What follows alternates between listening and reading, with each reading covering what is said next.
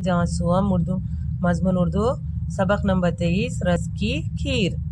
एक रोज की बात है भाई, एक रोज की बात है भाई, रस की हमने खीर पकाई, रस की हमने खीर पकाई। एक रोज की बात है भाई, एक रोज की बात है भाई, रस की हमने खीर पकाई। रस की हमने खीर पकाई। पहले रस गन्ने का निकाला, पहले रस गन्ने का निकाला, इसको हांडी में फिर डाला, इसको हांडी में फिर डाला, हांडी फिर चूल्हे पे चढ़ाई, हांडी फिर चूल्हे पे चढ़ाई, उसके नीचे आग जलाई, उसके नीचे आग जलाई। चावल धोकर रस में डाले, चावल धोकर रस में डाले, रस को हिलाया धीरे धीरे, रस को हिलाया धीरे धीरे, खचखच करके पकती जाती, खच खच खच कर पकती जाती, हम सबसे ये कहती जाती, हम सबसे ये कहती जाती। किसने चावल है उपजाए, किसने चावल उगाए, खेत में गन्ने किसने उगाए। खेत में गन्ने किसने उगाए। पककर जब तैयार हुई तो पककर जब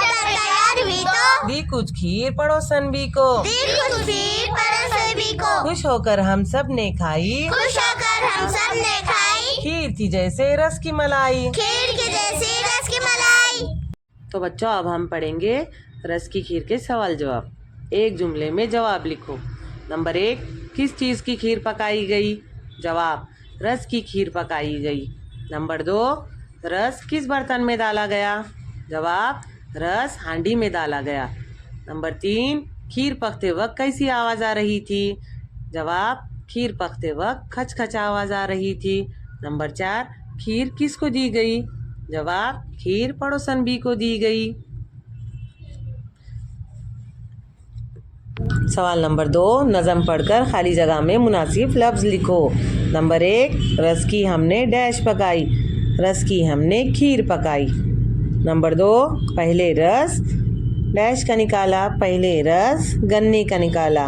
नंबर 3, चावल धोकर डैश में डाला। जवाब, चावल धोकर रस में डाला। नंबर 4, खीर थी जैसे डैश की मलाई, खीर थी जैसे रस।